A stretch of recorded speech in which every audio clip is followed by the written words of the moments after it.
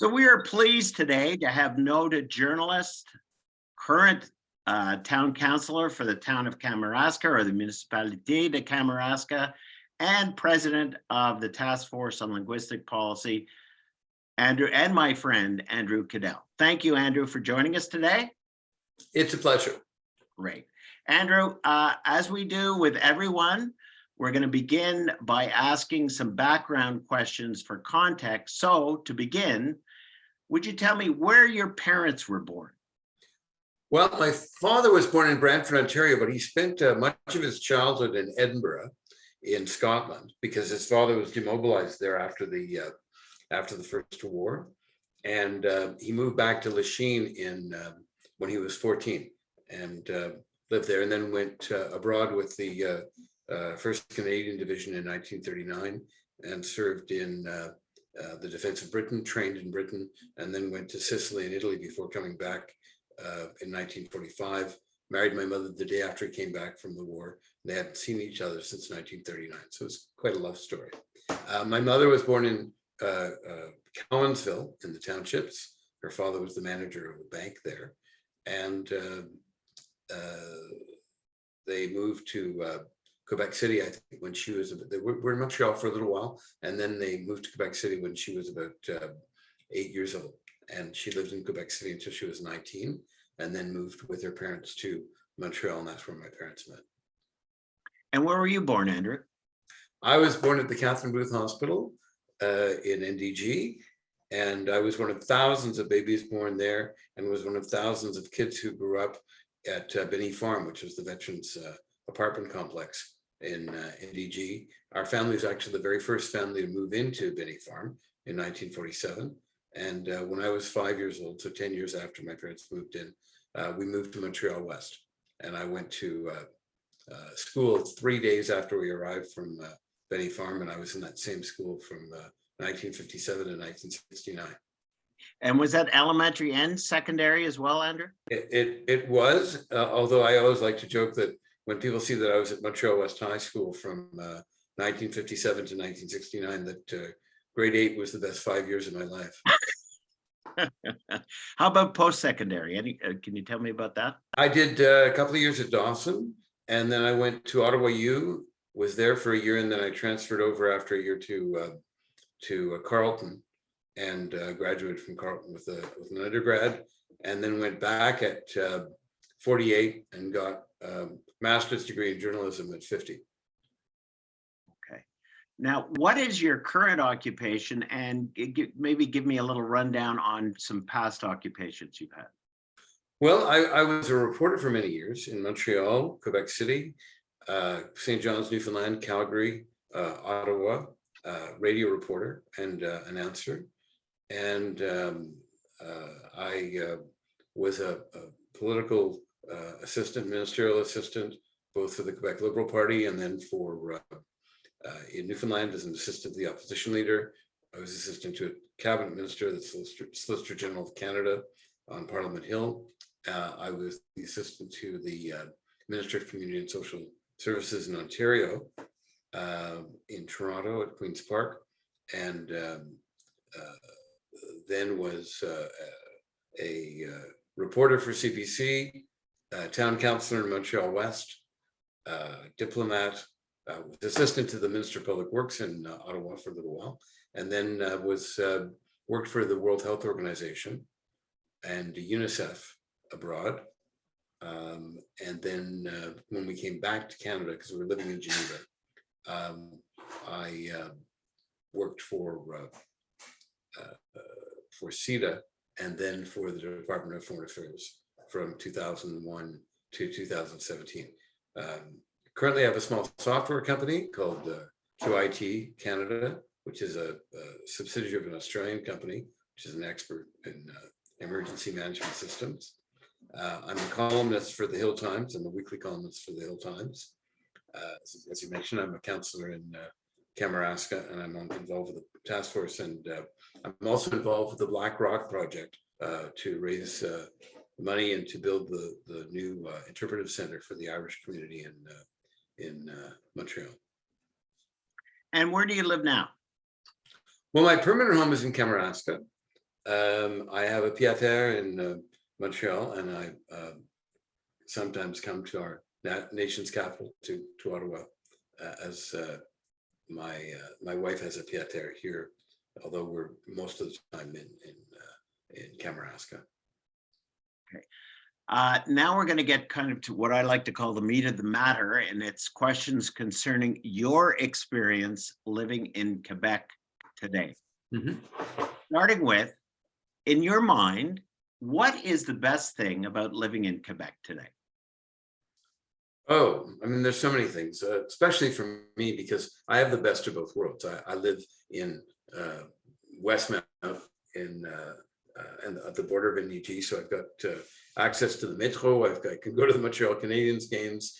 I can go see my son who lives in the Plateau, and at the same time, I'm out in the country, surrounded by such spectacular views of the St. Lawrence River, and I've got wonderful neighbors and wonderful friends and colleagues on the town council. So I love the lifestyle. I love being able to spent my whole life learning French, and now I'm living in it to a great degree, and so I'm very proud that that's possible.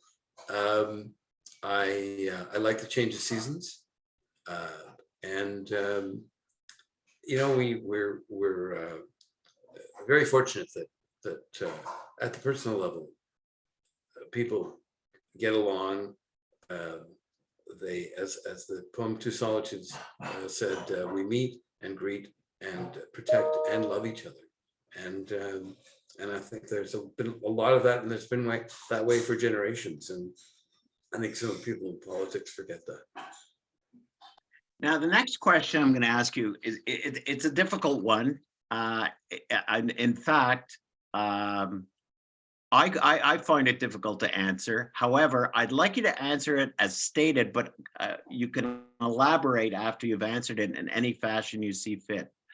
Having said that, I'll just go ahead and ask you, describe your relationship to Quebec in a single word.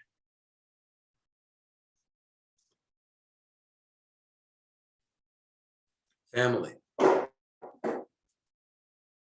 Because my family has been here for many, many generations. In fact, my great-great-grandmother was Francophone, and so her roots certainly in the Lower St. Lawrence.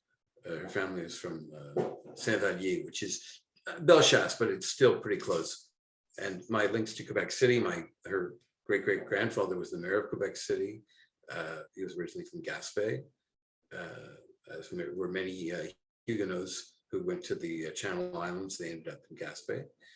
And yeah, I mean, the links of family to Quebec, and when you think about it, on my father's side, that they were Irish and Scottish and United Empire Loyalists. These were people who made a choice to live in Quebec. They could have lived elsewhere, and they could have moved elsewhere, but they lived in Quebec. And my grandmother was an orphan in England and came to Quebec to live with her uncle and aunt in Trois-Rivières. And again, that she could have chosen to live elsewhere, but when her husband was abroad in the First War, she moved to Montreal. She had friends and family there, and that's where my father grew up. And it was, and certainly when they came back from Edinburgh, there was no question they were going to move back to Montreal.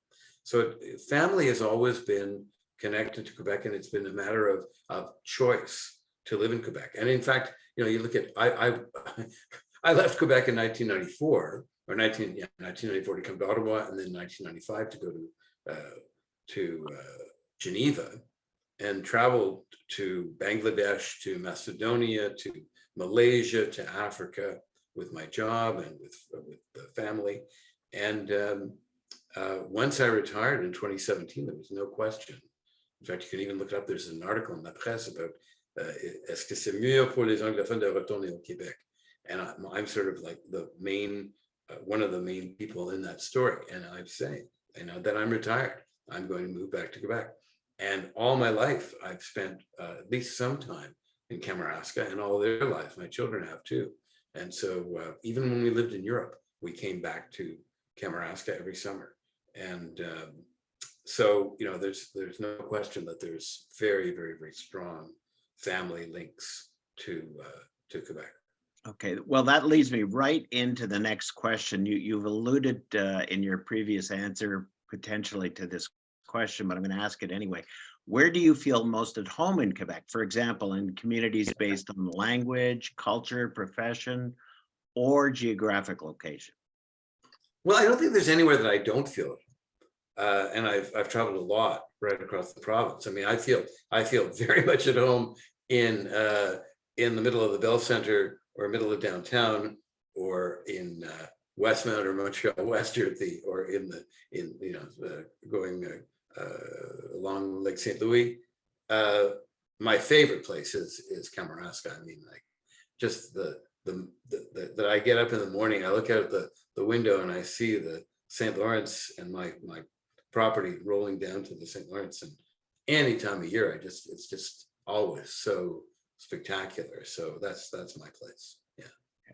Now, the next question, some of the previous interviewees have had problems with, and it's a two-part question, and they've had problem with the second part. So I'll explain it away a little bit and preface it, and I'll just ask it. The second part talks about the official definition in Quebec. Now, people say, according to who? And it's a great question. It can be, or it is meant to be, your perception of the official definition of Quebec. It could be based on the Quebec government's definition, the Canadian government, the media's perception, your peers, or your own personal definition. So having said that, I'll ask the two-point question. How would you define a Quebecer, Quebecois, or Quebecoise? And do you think the official definition of Quebec includes you? I'm not exactly sure what the official definition of Quebec is. Yeah. I mean, to me, first of all, I asked that question of René Lévesque as a journalist many, many years ago. And he responded by saying that a Quebecer was somebody who pays taxes to Quebec. And I think that's probably good enough for me. If it's good enough for him, it's good enough for me. There's another definition that some nationalists say, a Quebecer, a Québécois, is somebody who wants to be a Québécois. Well, you know, it's kind of a tautology. If you're born in Quebec, you're a Quebecer. If you come to Quebec, you want to be in Quebec, so you're a Quebecer. You're a Québécois. So I think that nobody should be asking those sort of questions. Really, it's an obvious, self-evident principle that anybody who lives in Quebec is a Quebecer, and that's the way it should be. As for the definition of Quebec, I mean, Quebec is a province of Canada. It contains a significant number of people who happen to be francophones, and francophones defined as people who speak French, so that there are lots of anglophones who speak French, there are lots of people of other backgrounds who speak French, and there are people who have their roots going back to the 1600s, like I do actually, as francophones, as they say, Québécois de souche. But this whole notion of nation, because our backgrounds are different, it's not as if there's one ethnocentric group that defines that nation, and there shouldn't be. And if you do that, go down that road, then you get into the whole question of nation state. Nation state's a 19th century concept where the ethnicity of a country was the same as the borders of that country.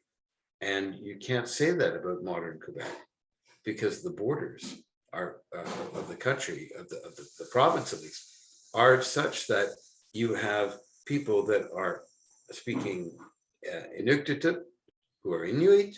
In the far north, you've got people who are First Nations right along the St. Lawrence in significant numbers. You've got people who have all sorts of backgrounds living on the island of Montreal, in a huge multicultural experiment that has worked incredibly. And you've got people who are of originally British or other backgrounds whose common language is English. It is a significant, a very, very dispersed and disparate and wonderfully unique sort of culture. And so it's not defined by one nation or by one as a quote unquote nation state. Okay.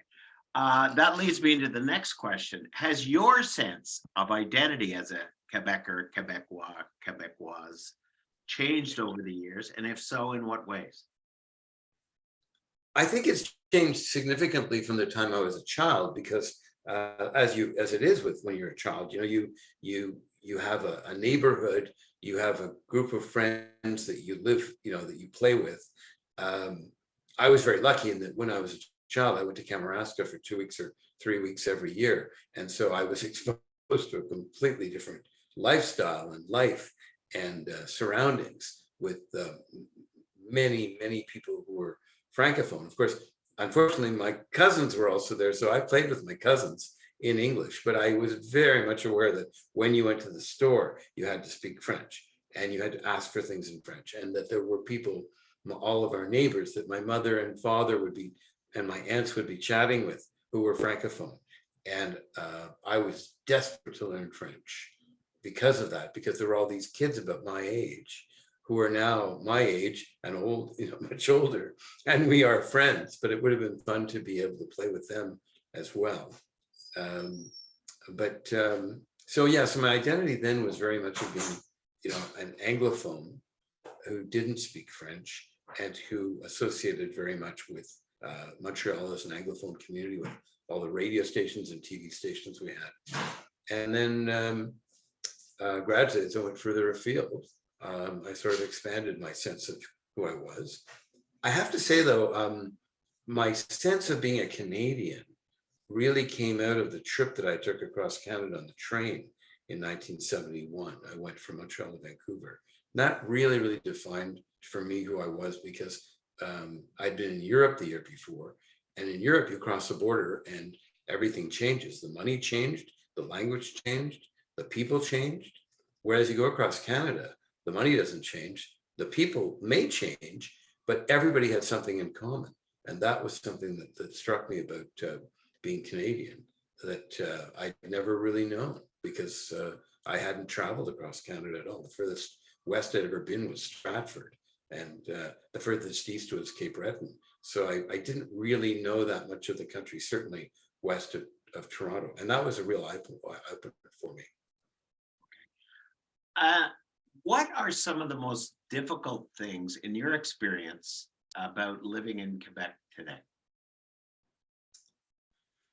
Well, obviously the politics has always been difficult, because there's been a lack of communication between Francophone and the Francophone and Anglophone communities. That, the old cliches about the Westmount Rhodesians, the lack of sensitivity, the lack of understanding of what our community is. In any other society, there would be courses on the Anglophone community in universities and Francophone universities. There would be columnists in the French papers who were Anglophone. I mean, there's Tom Beaucaire and occasionally Robert Libman, but there's an irregular columnist in the Journal de Montréal. There's an irregular columnist in La Presse who's expressing or explaining what the Anglophone community's issues are.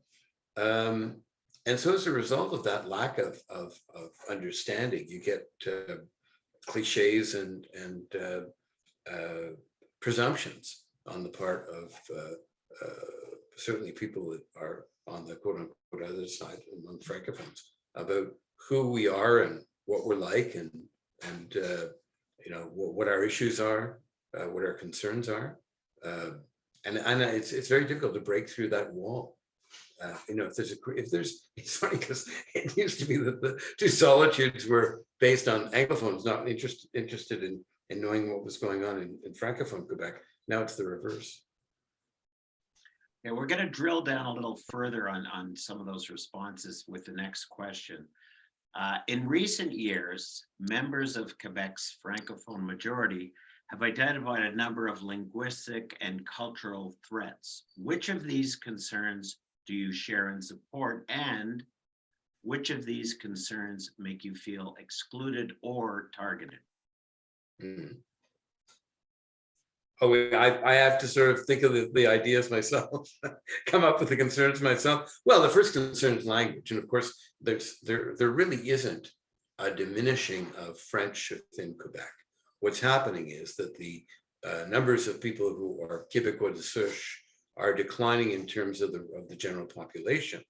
But, you know, when I was a reporter at the National Assembly in the 70s, Camille Lorrain, whom I interviewed several times, and Lévesque, both said, you know, our birth rate problem will not be an issue going forward because all of the immigrants are going to go to French school and they'll be speaking French. Well, now 95% of people in Quebec speak French. More Anglophones speak French than ever. More allophones speak French, or fluently bilingual or trilingual, or even more.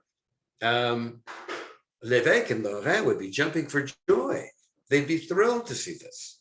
But what's happened is the goalposts have been moved. And now really the definition of who is a Francophone is now down to, well, you've got to be a mother tongue Francophone. You can't be somebody who's an allophone who speaks French. You can't be an Anglophone who speaks French. I mean, in my day-to-day life in Kamouraska, I don't speak a word of English. My son works in French in Montreal. Both my children were educated in primary and secondary French schools in Geneva and then in Ottawa. And so, you know, a Francophone by definition is somebody who speaks French. And I think that by raising the bar as to who a Francophone is, it allows nationalists to say, oh, there's a decline. It's no longer us, you know, it's no longer nous, you know, the white Catholic or not Catholic, but just at least, but people who can trace their ancestry back. And that, you know, in other societies, that just wouldn't happen. So that's one thing. I do believe, though, that French outside Quebec is in decline. Some of that is the fault of governments and their own efforts, that they don't make an effort to reach out to Francophones in other provinces. But there is no question, I think, that French is in decline outside Quebec. But certainly within Quebec, it's thriving. So that, you know, that threat, I think, is very, very overplayed and exaggerated.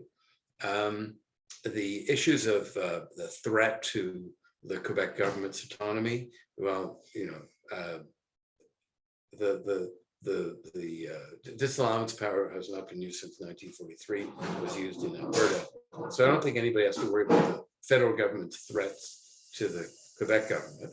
And in terms of any sort of other existential threats, you know, Anglophones are allies to Francophones by a great margin, and those that aren't, you know, like, why should people really be forced to participate in a kind of a social engineering project?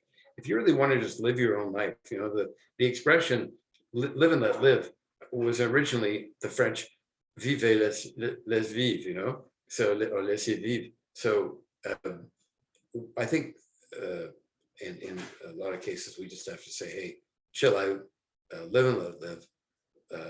Sure, there are going to be people at the edges of the margins of society, or at the edges, that are going to be acting as spokesmen and are going to be active in both French and English on both sides. And it's always been that way. And people who want to be a unilingual Francophone, I'm not, you know, trying to assimilate them. If they want to be a unilingual Francophone and they want to work in French, all of the people that I play hockey with, by and large, don't speak English, and they've all got great jobs, or they did have great jobs, and they didn't need to learn English to get them, and they live very, very well. And that's the way it should be. You shouldn't have to learn English to be a foreman like it was in the 1950s. So, and for people who are unilingual English, I mean, those people, they're not an existential threat to Quebec. I mean, they're people who are Indigenous, they're in the Black community, they're elderly, they're rural poor, they're recently arrived immigrants. They are not a threat to the French language, nor to the autonomy or the role of the government of Quebec. And anyone who thinks that's, you know, like, they're I don't know, they're certainly not people who are really have curious minds, let's say. Okay, well, that's a segue into a more general question, which is, in your mind, what is the biggest problem facing Quebec, and how, in your mind, do you think it could be resolved? Well, I mean, the biggest problem facing Quebec by far is the demographic issue. You know, you look at Ontario and Quebec in 1967 had almost exactly the same population. And today, Ontario is pretty well almost double the population of Quebec. And Quebec is larger than Ontario. And one could say, well, yeah, but there's a lot of northern area of Quebec. Yes, but there's lots of northern area in Ontario too. Toronto, obviously, Hamilton, Ottawa, Kitchener, London, even Thunder Bay. You know, they've all grown enormously. And Quebec, demographically, certainly places like Kamouraska, we've got a lot of older people that you know, we need to replace those older people. And who are we going to replace them with?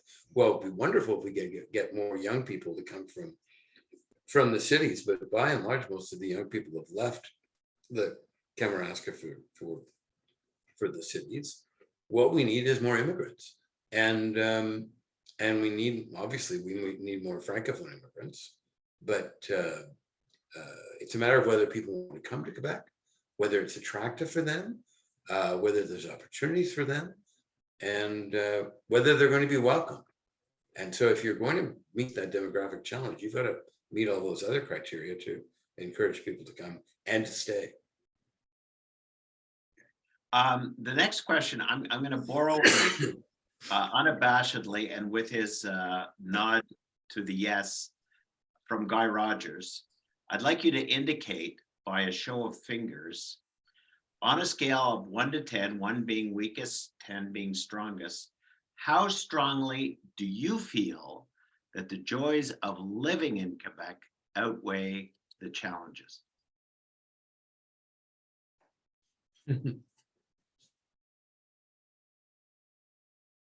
So I'd say an 8. I would have probably said a 9 when I first moved back, but 8 because the taxes are higher than Ontario. I've been so much more involved in the political side, and that's a bit of a struggle. But I wouldn't have moved back here if I didn't want to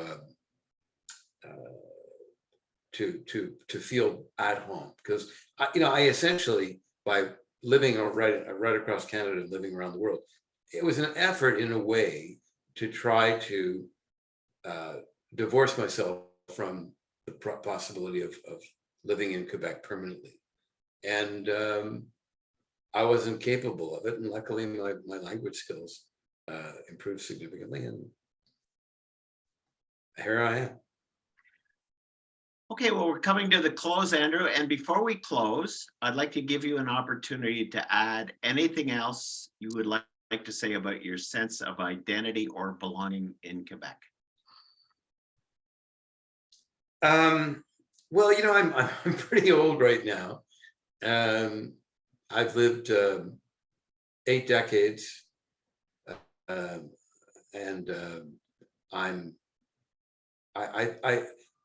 as I say, I've traveled a lot. I've gone a lot of different places. I've been very fortunate to live in some wonderful places like St. John's, Newfoundland, and Calgary, and then of course abroad in Geneva, places where I made great friends and had a wonderful lifestyle. But the